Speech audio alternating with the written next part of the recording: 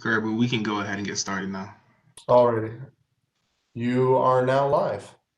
So hello everybody, thank you for joining the Education and Communication Subcommittee. I'd like to welcome those who are not part of the Education Subcommittee and are now part of that. Also would like to introduce Lindsay. Lindsay was the staff liaison for the Communications Subcommittee. She is under the name Dublin CPI, and I'm sure she will be joining us momentarily, but she will be helping us out moving forward. So first and foremost, I forgot to put this on the agenda, but we need to approve our minutes from last time that I had sent out to you about a week ago. So could I get somebody to motion to approve those? And I'll move to accept the minutes. can somebody second? I second that. All right, thank you. And hearing no denials, we'll move forward. First, I'd like to introduce Director Christine Nardecchia. She is the head of our Outreach and Engagement Division. And she is going to speak to us as to what the city typically does within the realm of diversity and inclusion activities and engaging with the community. She is a great resource that I think will be able to really provide some context for us and guide us forward. So without further ado, take it away, Christine. Hi, everyone. I don't think I'm sharing my screen yet.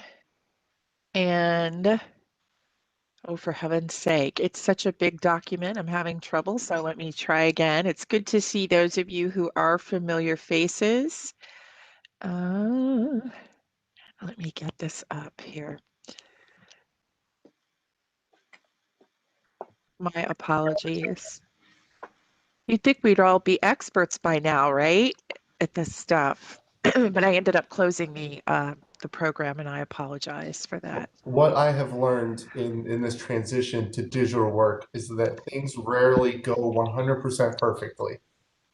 Yeah, exactly. And I'm usually not too bad about this. Okay, come on. So today I am here to talk with you about outreach and engagement and what it is that we do as a work unit and how we are, I think, a diverse and inclusive unit, but are always trying to do more. So what I would like to know from a verbal yes is if you can see my screen. Almost. It's starting to share, so I think it's... Come on. It's a coming. So yes, I am the director of outreach and engagement, and in my work unit, we oversee 4 major buckets, if you will, is how we tend to describe what we do. The first is what we're most known for, and that's volunteer engagement. And that includes about 3,000 volunteers in a year's time. And some of those are volunteers that you're very accustomed to seeing at the big scale, large scale events. But we also have regular ongoing service volunteers, bike ambassadors, community service officers, park docents. So we have a lot of regular service volunteers as well. And we do a lot of service projects and learn and serve with our university and school communities. The second thing we do is oversee some citizen education efforts, overseeing citizen university and nature education, some local government learning, and those sorts of things. The third bucket is our Aging in Place program, which was completely built by our residents, and I'll be sharing a bit about that experience for you. And then my position also serves as a community liaison to our nonprofit community, our ever-growing nonprofit community, our faith partners, and our school community. Our mission, vision, and values was completely built by our residents and those who really value volunteerism and outreach and engagement by supporting inclusive community engagement through innovative service and learning opportunities that enhance our quality of life. And the vision is to be the national model. And we just want Dubliners to be really, really proud of the type of engagement they participate in. And to share with you the values we live by whenever we are considering a program or responding to a need. These are the values that we have formed along with our community, that we cultivate a sense of belonging, that we are engaging and we enrich people's lives, that when we do it, we're going to do it well in an outstanding way, and that we emphasize learn and serve programming, focusing on local government, building particular connections with youth and older adults, and then supporting opportunities that really are fiscally responsible and also connecting with our business community. When we built this program, we did it with residents through numerous focus groups, and every so many years, we continue to do check-ins with our citizens to say, are we still who and what you want us to be? When you take a slice of the demographics of a volunteer program, you are also looking at a slice of the demographics of the community you serve. And so oftentimes it's been a wonderful way to connect with other city work units and divisions who want to take the pulse of our community members or find champions for certain issues and causes, because we already have those established relationships with those residents. As I mentioned, we do have a learn and serve philosophy.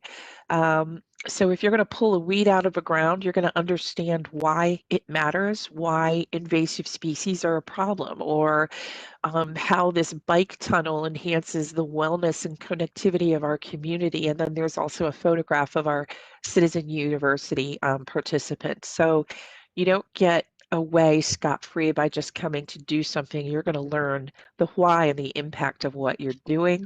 And then these are a few photos of examples of learning through service as well.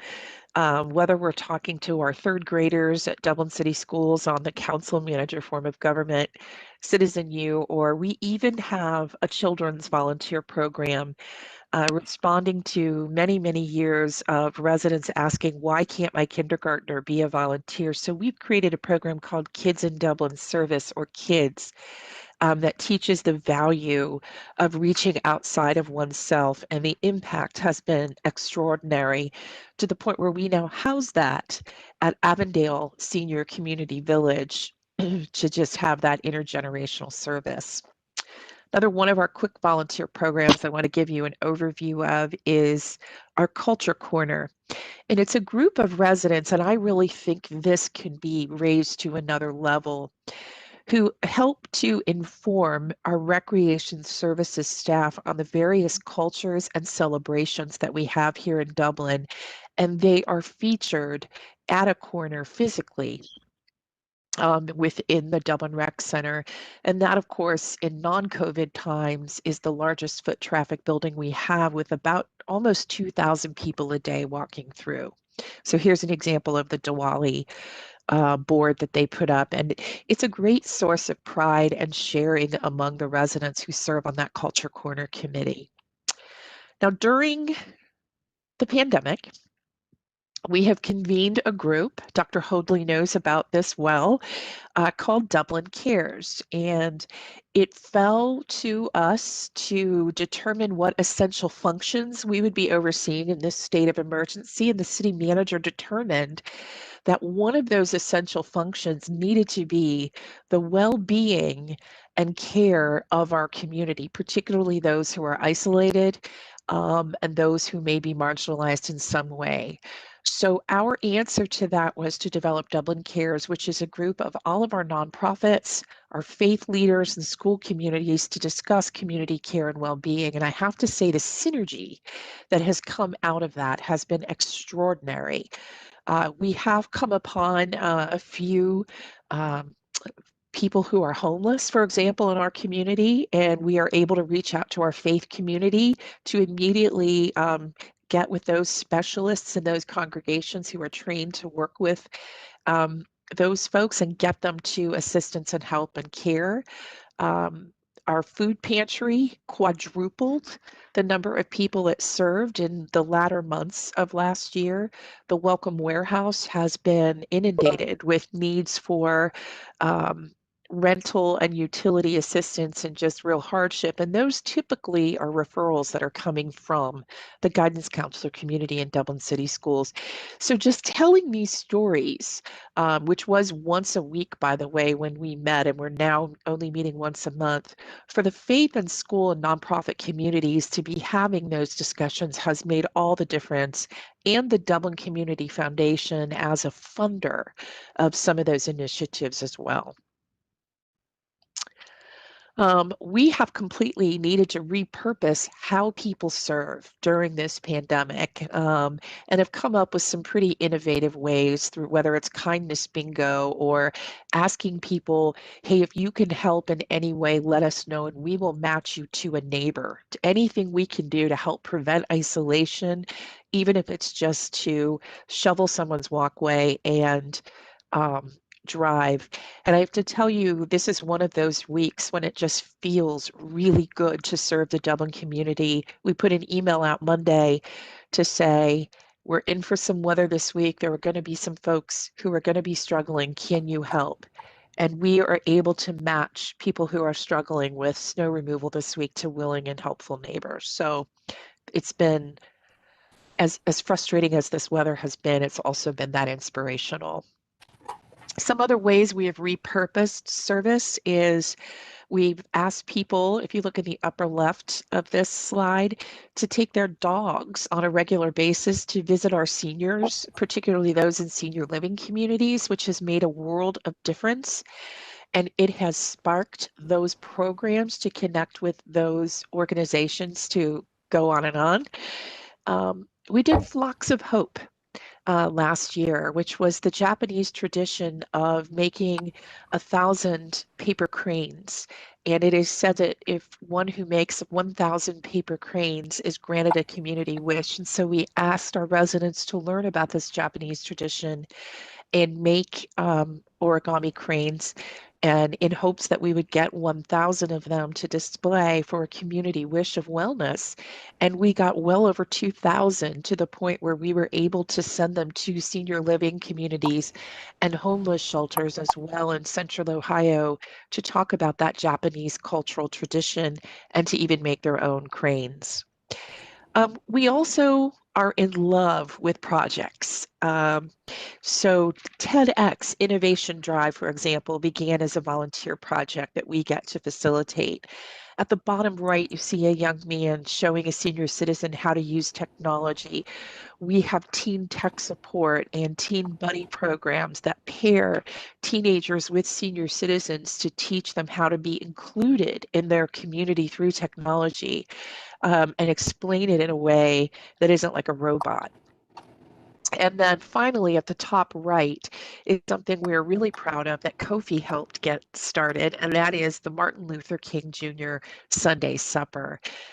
I'm going to go back to that in a second. Everything we design and do typically begins with citizen design and analysis. I am particularly fond of running focus groups and facilitating what the needs and wants and desires and pains and hopes are for residents. And this is something we deployed to develop our Aging in Place program, which is now called Forever Dublin, where we brought older residents together to say, what would make this the city on the hill in which to age in place? And from that 6-month-long process, we were able to develop a plan to kick off called Forever Dublin. And we now have contracted with Centero to house a navigator who is there at anyone's service who is struggling with issues of caregiving or aging in place or accommodating their home or finding out how to legally navigate growing older in your own community. And so we are just in the implementation phase of that and are working on developing some measures for impact. Finally, what I really want to talk to you all about is our MLK Sunday Supper. Here are here's a photograph from the second year, but the very first year we did this, I worked with Kofi and Pansa and two other young men who at that time were seniors in Dublin City schools, and I asked them to research the Martin Luther King Jr. Sunday Supper. Prior to that, we had partnered with a small grassroots group who did a celebration on the actual holiday, and then we would pair a service project with it. So people would go to the Mid-Ohio Food Bank or help at the food pantry or restock the Welcome Warehouse. But I really wanted to take this concept of the Sunday supper to the next level and introduce it to the Dublin community, which was inspired by Dr. King's vision of people coming together and sitting around the table with their feet under the table to talk about issues that affect their communities. The first year, Kofi and his colleagues helped to kick us off and lead this. And then the second year was a highly designed conversation where people were asked to come in and identify as a particular group or an ally of a particular group, whether it was age or gender or veteran status or race or faith.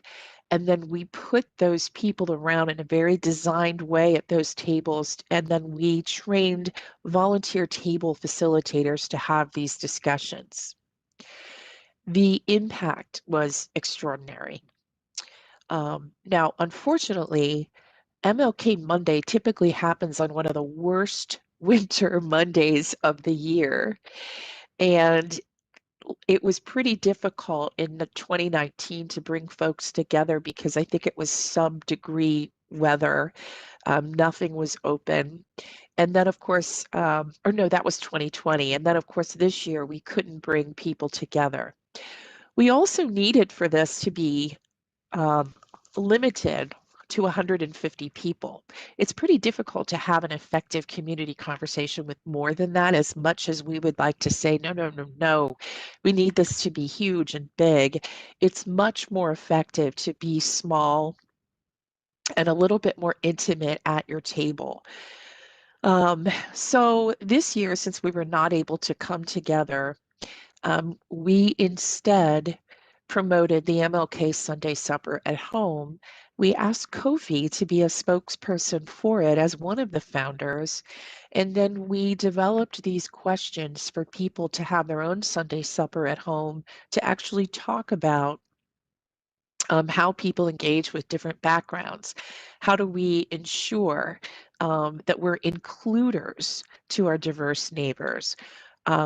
Have we learned of other cultures, and have we as a family made a deliberate action to be inclusive? So that was our attempt this year. MLK Sunday Suppers is something that I think can be grown and repurposed, and I think we could develop a template and toolkit for it to happen at times other than the MLK holiday.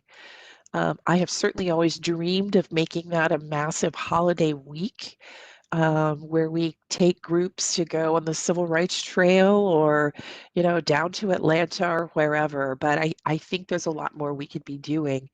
Unfortunately, weather is just never on our side that week.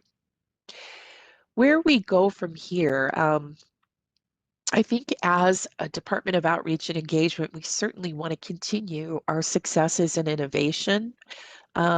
We want to continue to honor the inclusiveness that we do have in our programs, to continue to learn from our residents, and definitely establish goals and measures. One of the discussions I had with Kirby in preparation for this day is to say we can have all the Sunday suppers we want. We can formulate a TEDx talk around diversity and inclusion efforts, but how do we know where we're going? How do we establish goals? How do we know we've accomplished what we want to do? And I have to tell you, I do struggle with that. And am open to having some discussion about that as well. So I'm more than happy to answer any questions about what it is we do as a division. It is a lot to take in. I just rambled a lot for 15 minutes, and I do apologize. So I'm happy to answer any questions that you have right now.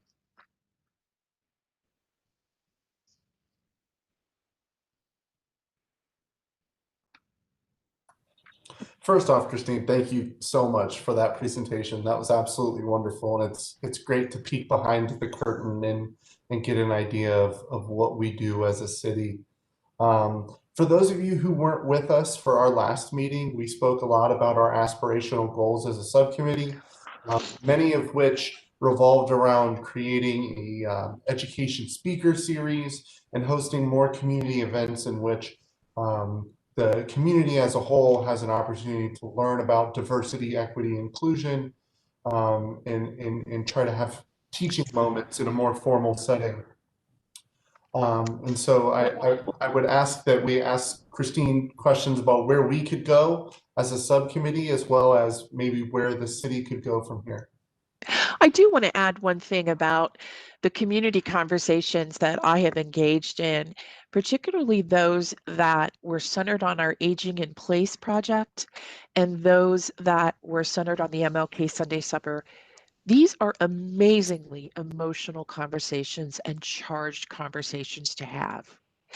And it is critical to have the right people present facilitating and mediating oftentimes to talk about these things too. People are reacting in a really emotional way. And there have been cases in these public meetings where we have had to follow up with particular residents to say, hey, we want to get you connected to some services that can help. And we are so very fortunate to have a strong partner in Centero who can help us navigate our way through these situations by referring. So these aren't just gatherings you can just call together. They can become heated and charged. So I just wanted to make that comment. Christine, great presentation. Thank you so much for leading so many efforts to outreach to the community. I have one question about it. You had one slide listing a few programs. One of that is called Learn and Grow or something Learn like and that. serve. Learn and serve. Learn and serve. So you talk about engaging with local government. Can you elaborate a little bit? And what's the target audience? Yeah, well, the target audience is no matter who is serving, you are going to learn about who you're doing it for and what the impact is. So, for example, I will use the easiest one that everybody's probably done, and that's participated in Earth Day celebration, where we ask you to pull invasive species or replant something. We require at least a 10-minute introduction for people to understand why that makes such a difference to the ecosystem. You don't get to just come and mulch. You need to understand what impact that is. And really, what we find is when you're doing hands-on service like this and you're learning about the impact you're making, the ownership you feel towards it is that much more amplified. And we find that to be true in all of our volunteer communities. We have a group of bicycle ambassadors. We have a group of community service officers. So we do everything we can to re-educate them and keep their learning and development going and growing. First of all, as a recognition to them, but to also understand the impact. We are also very passionate about teaching people about our form of government. When I work with teenagers, we love to introduce them to local government as a career choice, to public service as our passion, but also so that they truly have a sense of where they come from and how things like funding and elected officials and professionals all work together to organize the business of democracy and local government. So we teach as people do. Does that answer your question? Yeah, that's excellent. Actually, my organization, Asian Pacific Islander American Public Affairs Association, we have a summer internship program targeting high school seniors and college students to basically train them to engage with local government, state governments, and sounds like we can leverage what you are offering. And, I would do love to something. hear from you. Okay. I know I have spoken with our city manager about creating some sort of an apprenticeship for young people. You know, so many professions are really struggling right now, and I worry about local government. I think when you say to a 16-year-old, government, depending on the culture you're from, depending on the perspective you're from, that is not always a favorable term. And, you know, we really feel a sense of duty to teach people about the beauty of the democratic system and how people can not only take part in it, but also build a profession out of it. So it's a concern of ours, and we want to be those advocates and champions to ensure we put those choices in front of people. That's excellent. I'd like to follow up with you offline to talk a little bit more and see how we can leverage your program, or we partner together to educate young people about Happy to. democracy. Happy to. Okay, thank you. Thank you. One of the other things that we do, volunteerism during times of disaster is a major component of response. Typically, when governments respond to a disaster, I mean, our hearts are with everyone in Texas right now. It's usually a weather event. You know, in our case, we know we are particularly vulnerable to things like straight-line windstorms and power outages. And so we would be responsible for setting up what's called a spontaneous volunteer center, which would be people coming forward to help and somebody managing the many donations that come in. And that would fall to me and my team. And we developed a language bank because of that. So in times of emergency, we have a database where we can pull who are our Spanish speakers, who are our Mandarin speakers, and so on and so forth. And that is information in the profiles of our database that we can pull immediately from. But also for our nonprofit community, the food pantry and the Welcome Warehouse have really struggled with some language barriers. We are able to look into our volunteer base and connect them with speakers of other languages to help them accomplish what they need to do. So that's another example of how we just connect the dots as outreach and engagement to help people with language barriers on a volunteer basis.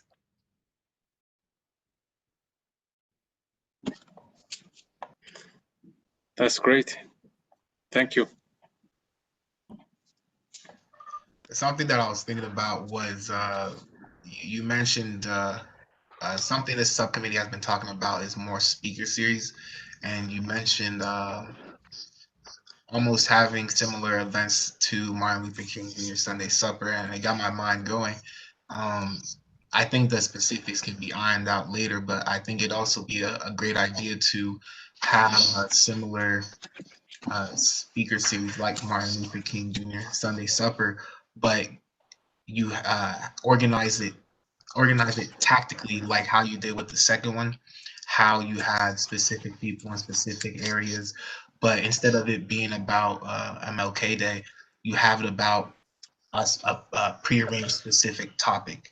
So what I'm trying to get at is I think not just having just a regular speaker series or conversation with people, but having one where it's built around people being close with each other and food being involved, so people feel more comfortable around each other. You know, Kofi, food is the great convener. And we all like to congregate around food. It represents our cultures. It represents, you know, so much of who we are and what we do. And it's such a wonderful thing to share. I think you are onto a really great idea to host community suppers. And each month, a community supper can be based on a particular topic. And I would be more than happy to help facilitate a plan like that.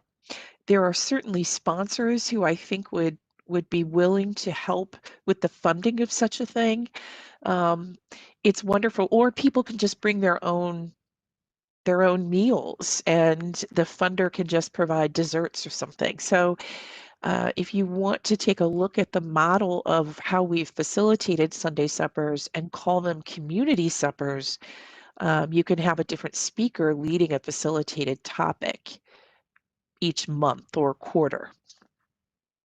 Quarterly actually might be a little more palatable at first. Yeah, I was thinking about that. I definitely do think it would be better to, if say something like that were to happen, I think it would be better to have it almost quarterly, just because if something is happening routinely, people tend to not attend, or tend to not really think about it too often, because they'll think, oh, there's another one coming. Yeah, that's a good point. And it also depends on the topic. The other thing too that we created at the last MLK Sunday Supper we had were take-home conversation guides. So if you want to talk about LGBTQA inclusion, here's a take-home conversation guide. Kirby was actually really involved, along with another intern, in helping us to formulate those conversation guides, and they were really helpful. People don't necessarily have the tools to be able to have these conversations. We can't assume that somebody who has never had the occasion to grapple with this meaning, that they can articulate how to even have such a discussion. And so that was our effort, to provide conversation guides as well. And that's really why, if you look back up on the screen, these questions were formulated as well to help families have these discussions. How are we includers?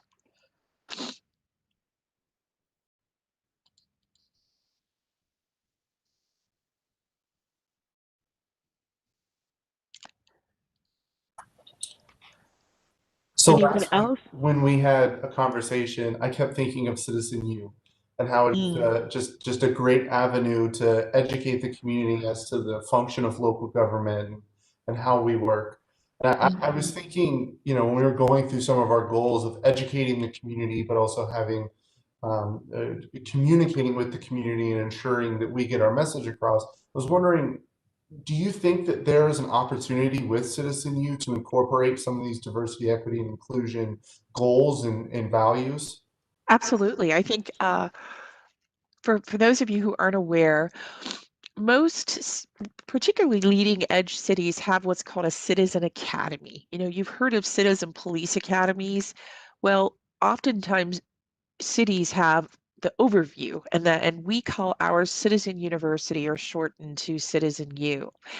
And the very first session is designed to articulate not just our form of government, but how we operate as a government and as a city, and what those values are.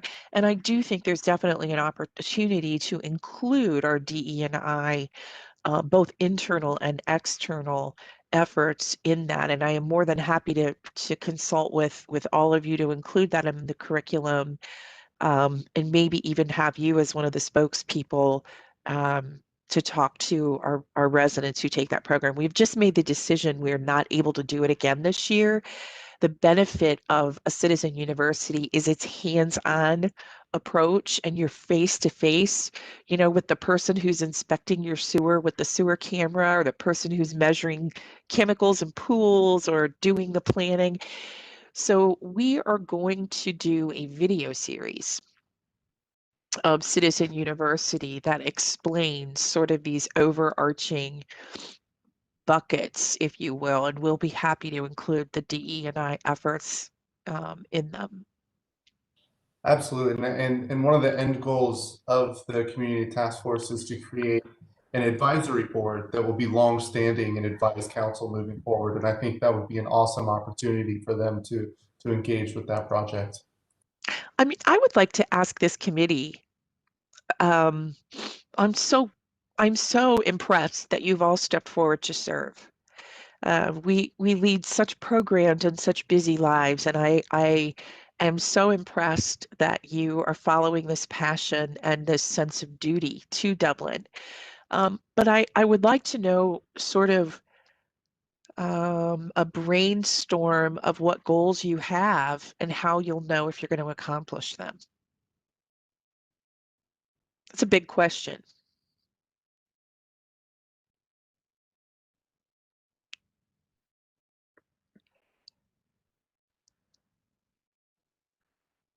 Crickets. I'm going to go for it, and this is just out there. These are words, not a nice, formative, measurable goal. This is That's okay. brainstorming, because I think one of the things that I noticed, and you're talking about in the education, and you talked about you're changing the approach. One benefit of university out there is the hands-on, which means the interaction. I'm thinking as far as the social capital of people is people are in their groups. And people get comfortable in their groups and in their categories. All right. Violet, napkin. That's okay.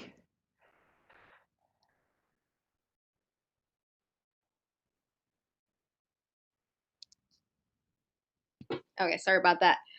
So yeah, and even as you're talking about the education programs, or the programs that you went through, where the old and the young meet, that type of thing.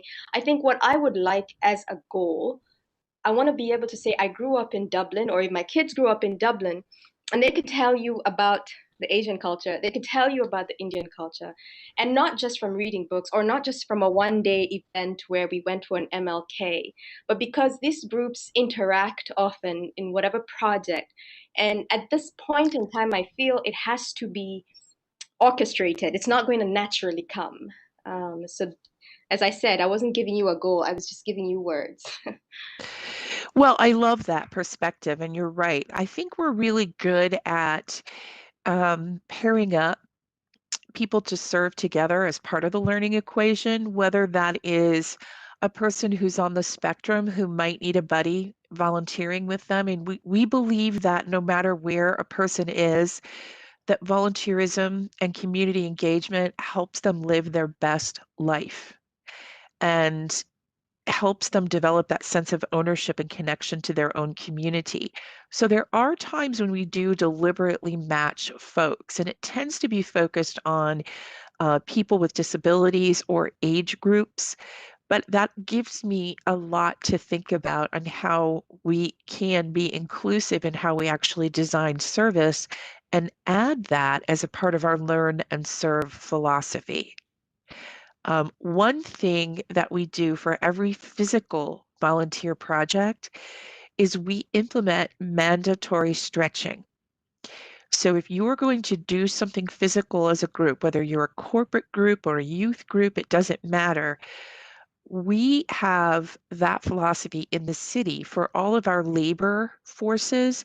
They do stretching now before their shift begins, and we've actually seen a measurable reduction in injuries because of that. So we thought, why not put that in the form of all of our volunteerism as well? And so it's fun to see our staff leading that stretching with our volunteers. Why can't we add a cultural or diversity or inclusion tidbit as well? And that makes it more deliberate. So thank you for that thought. I appreciate it. Is it Nancy? Thank you.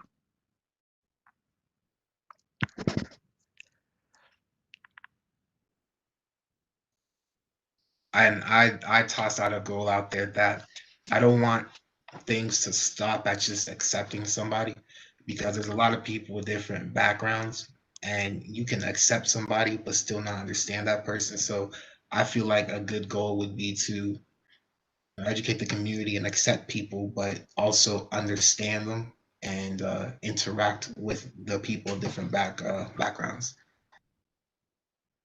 Yeah, I think we naturally do as well, and I think that occurs through our service. Kofi, I think I may have met you when you were involved in Black Brothers United, who were serving in a park. And guess what? I haven't heard from them since. You're such a natural leader, but I would love for us to have an ongoing relationship with those groups in our schools as well, to include them in their own cities' production, if you will.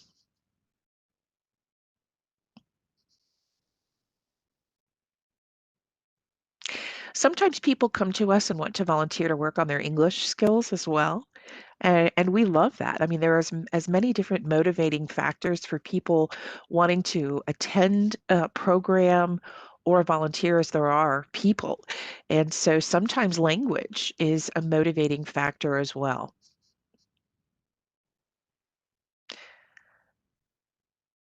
Well, it is 3:42, and I've taken up quite a bit of your time.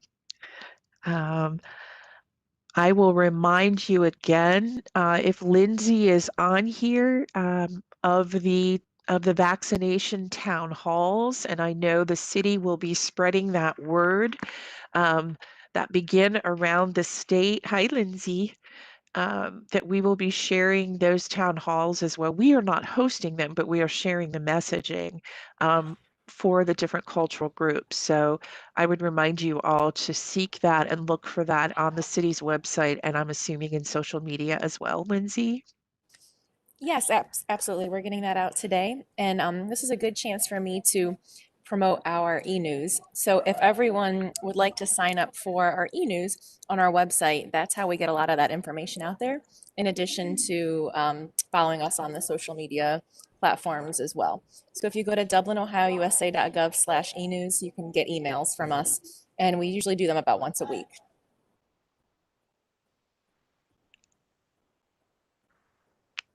Well, Christine, I just want to thank you again for your Sure. time and for all of the knowledge that you bring to the table when it comes to these issues and tapping into this community. I mean, you truly are a resource, and we will be leaning on you in the future, I can imagine, as we move forward through this process. So thank you. Happy to be here, and I hope to see you all again. Thanks for having me. Thank you. All right, so the next thing on the agenda, everybody, is to go through some of the homework that we assigned ourselves last week in our small groups.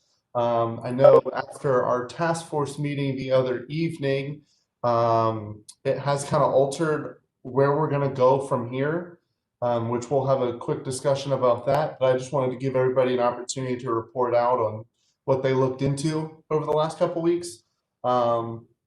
So if we want to start with translation services, obviously from my end, I reached out to Christine and she shared with you that we have a database in which can connect individuals who are volunteering in times of crisis with people who need services. And I looked into some larger cities, and they have some programs, but it requires a lot of accreditation, and it's not easily accessible for everyday conversation. Specifically, the city of New York, there's only a number of government related services that those individuals are qualified to help out for. Silvina, did you end up finding anything else, or do you have any perspectives when it comes to that? I don't know if you explore Mardi. It's a service that is used by hospitals. There is an organization that you can have a contract through these services that the city of Dublin can have. If they have this contract with them, they can use services by phone. And I know that they were exploring in using video services.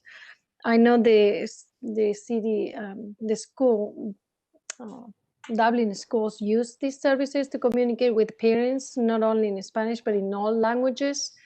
You do have to have a contract with them, but you can use these services over the phone when you need languages services to communicate with people in the community. So that's something that I know I can share. I think those are some good perspectives, and I think ultimately they could fit into what some broad recommendations that could be included in the report that we went over the other night during our task force meeting.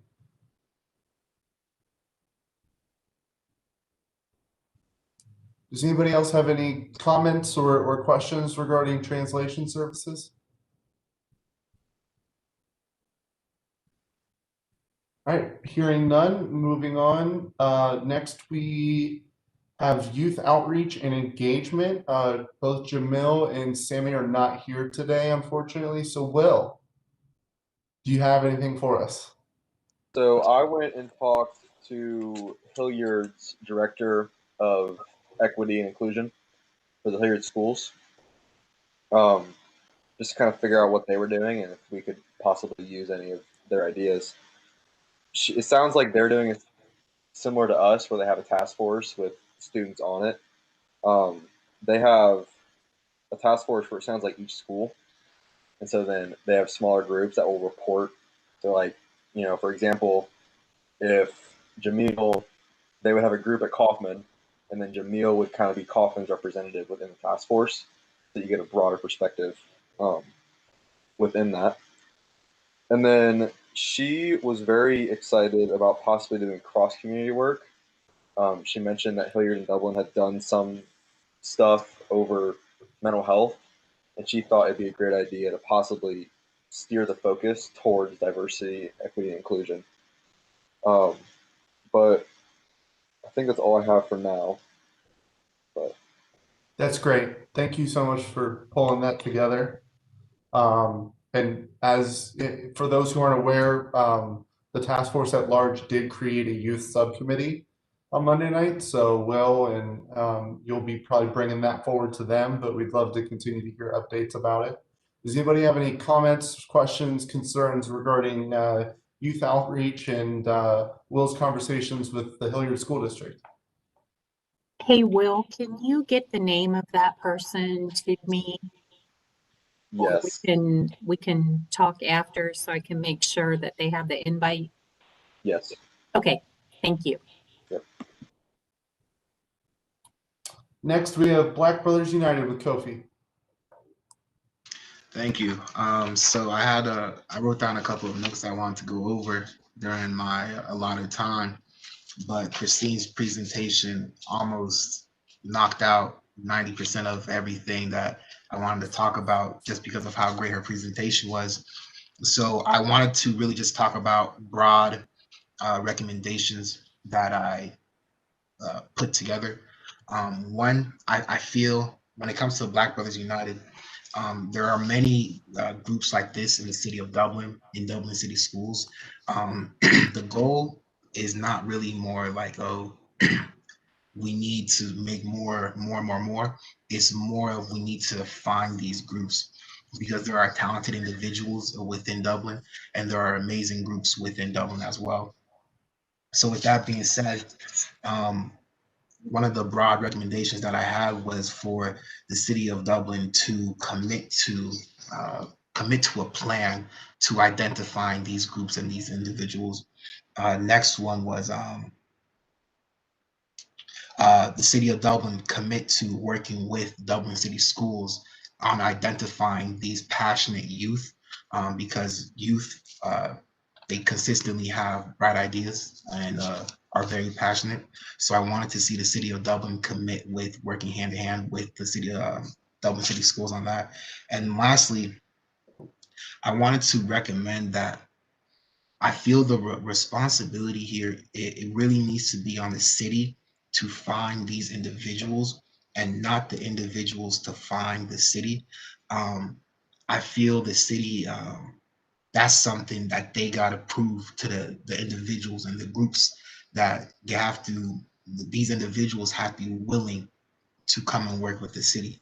And I feel the city also should commit to giving these individuals and groups platforms and venues to speak with the city at. So this can be venues, libraries, wherever. So that's the broad recommendations that I wanted to talk about. Thank you. Any questions?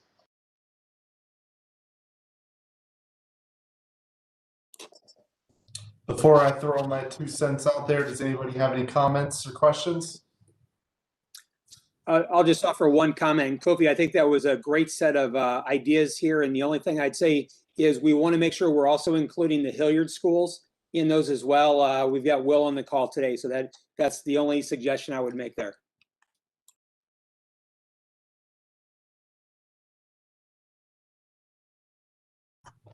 Kofi, I think those are some great points. And what I'm hearing is that kind of like what Christine was talking about after you left the organization, she hasn't heard from them.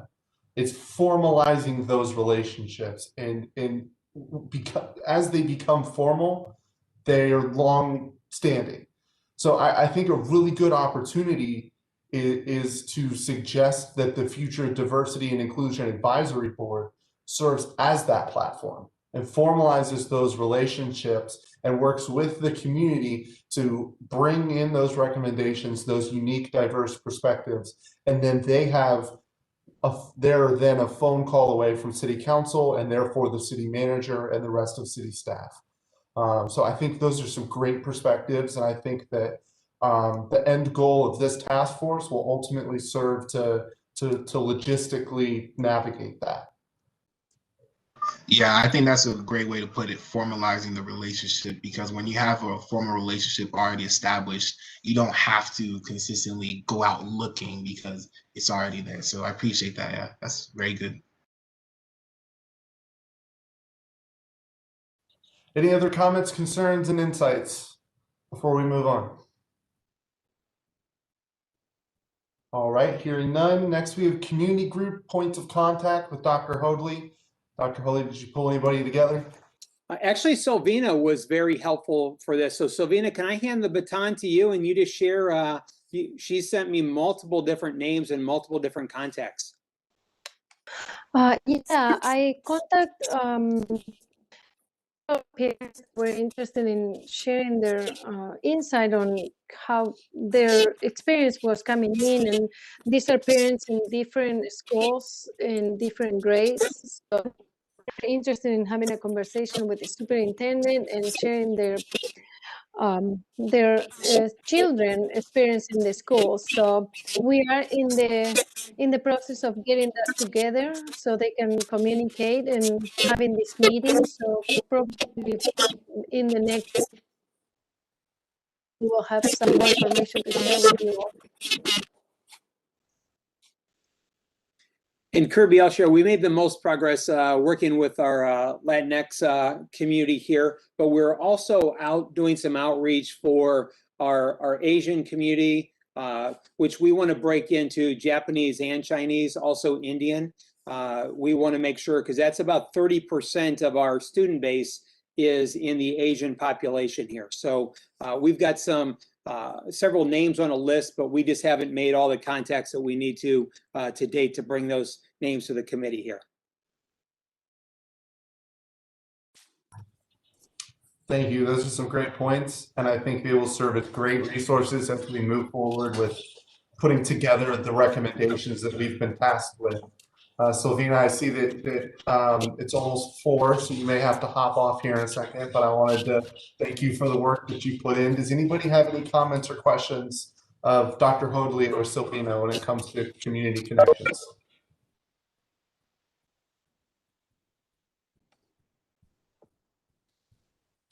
All right, hearing none, we'll move on.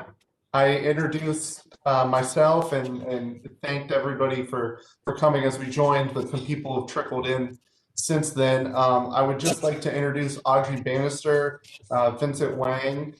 They were part of the communications subcommittee who have now merged with us as the education and communications. So I'd like to formally thank you guys for joining and welcome you. And also, you guys saw Lindsay earlier. She's going to be working with us as well as a staff liaison. She works in our communications department. She'll be a really good resource moving forward as well. Thank you for the introduction. Absolutely. So last week we did assign ourselves some homework and split ourselves into some groups, Audrey and Vincent. I'm not sure if we as a team want to continue doing that, because it seems like Monday we got tasked with some new homework as a team. And so I wanted to take a moment before we sign off for today and talk about what we need to do before our next community task force meeting, and also when you guys want to meet next, if that's okay.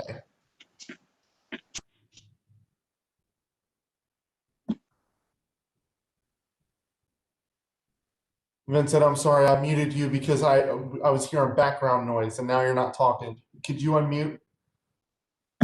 Sorry about that. No, no worries. I missed the meeting last time. What was the homework? So we just, the three groups that we just reported out from, we all just took it upon ourselves to look into different things that we could recommend moving forward. So for instance, I looked into translation services. Kofi looked into the relationship between the city and Black Brothers United. Will and the other youth looked into what other cities are doing to engage youth within their communities. And Dr. Hoadley looked into what community reps are available to us moving forward. And so I'm not sure if you guys want to continue looking into those things. I think that the information that we brought forward will be relevant moving forward. But Dana kind of assigned us as a subcommittee some homework for our next task force meeting. So I'm curious as to what you guys think the priority should be moving forward. And for reference, I'm going to share my screen, and this is what the tentative timeline has us doing before our next meeting.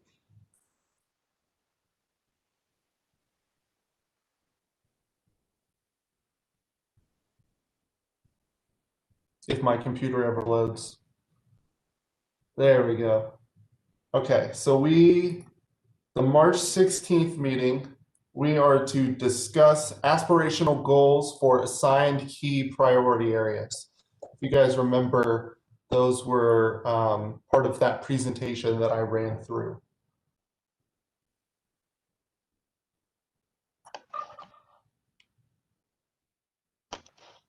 So I'm just thinking here, but I think, and let me know what everyone else thinks, but I think the next meeting, we should spend that meeting, well, we should come to that meeting prepared with recommendations that we want to send out. And then each person has their recommendation, and we can see if we can sort of group all the recommendations up together and then have a discussion on that.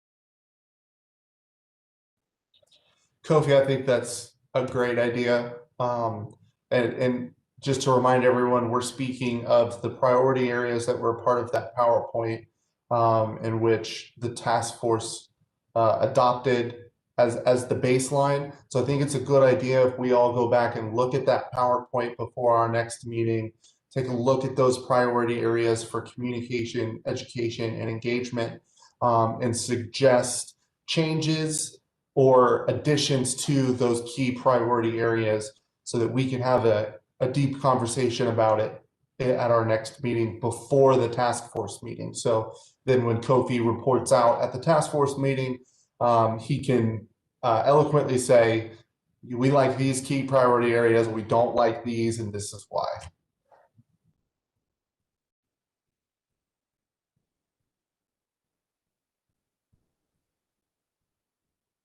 So seeing no head shaking for no's, I would assume that you all are on board with that. I think I support that, actually. So great. Those are great ideas. We really need to do a little bit more digging and more research and more thinking to come up with more clear ideas.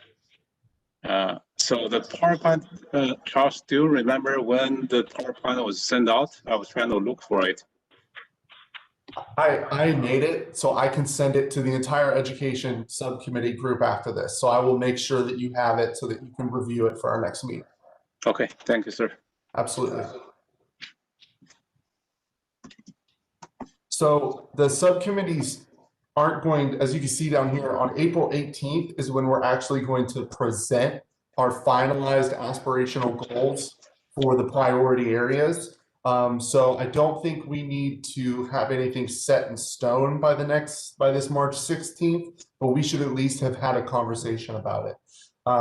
So our last meeting, we all decided that we were going to try to do every 3 weeks for these subcommittee meetings. That would line us up, I believe, on the 11th of March, which would be 5 days before the next task force meeting. Do you all still support doing every 3 weeks? That way we're always ahead of the next task force meeting. Do you want to meet more often in between? We could always do every 2 weeks. What are your perspectives on that? I would say 3 weeks are good for me, just because we have like the youth task force too. We're gonna be starting that like every week. And then my work schedule is 2 weeks in advance. So if we did like 3 weeks, then I have some time to like ask time off my schedule for that. Yeah. Absolutely. Good idea. I think once every 3 weeks is good. It's working well. Good. And does Thursday at 3 o'clock still work for everybody? I actually, are we able to possibly send out another pool? Because Nancy emailed me saying she isn't able to attend these meetings regularly because she gets off at work at exactly 3. If this time works best with everybody, then I guess we can't. But if we can send out another pool to see if people's schedules have changed. Sure. But if people's schedules haven't changed, then it is what it is. If you guys liked that survey I sent out at the beginning, I'll send out another one and I'll share the results with everybody, and then we can make a decision based off that. Yeah, that's a good tool. Okay, so I'll do that today, and then because I have to make sure that I get all of the documents ahead of time to the clerk's office so that she can then post ahead of time and we're not breaking any rules. So I'm gonna have to turn that around rather quickly, and we need to make a decision. So I will post that survey today, and then we can email back and forth over the next week or so as to what dates work, and we'll make a decision by, let's say, next Thursday. Is that fair? Makes sense. That Okay. should work. I think the next thing that I had was roundtable. Does anybody have anything that they want to talk about, that they're concerned about, that they'd like to express? Any thoughts about Christine's discussion that you would like to talk to us about? Anybody have a new favorite song? So Charles, you talk about the key priority areas. I know you guys discussed that last time. Did everyone sign up for working on one idea, or is it everybody can look at all the ideas, all the goals? So the priority areas weren't established until Monday night. At Monday night's task force meeting, when I went through the presentation and then everybody voted yes to adopt those. Those were the priority areas that we're talking about. And you guys only adopted the framework, not the specific wording, not the goals, nothing like that. You have the autonomy to go in and alter things and make sure that you put your stamp on it. So that's what we're talking about, is taking a look at those priority areas, having a conversation about them, and then assigning goals to each of them, and then having a conversation about it at our next meeting. Okay. That helps. I'll read that.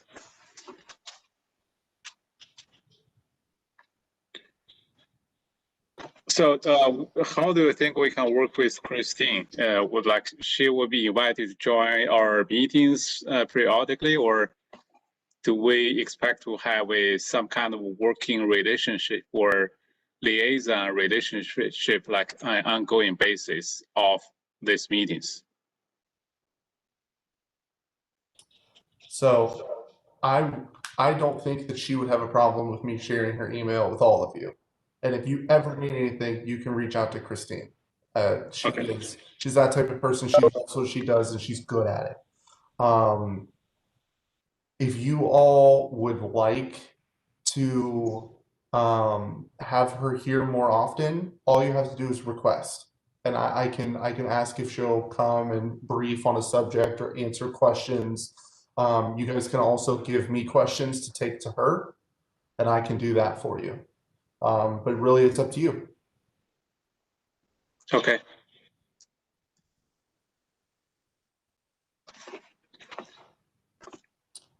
All right. Well, hearing nothing else, I guess we are adjourned. Thank you all. Today was a really good meeting. Thank you. Everyone have a nice week.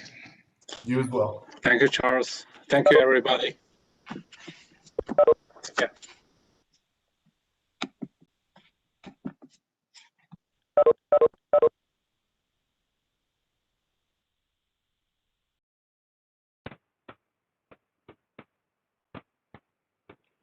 Good job. Thank you. We're still live. Hold on one second. My computer's being really slow.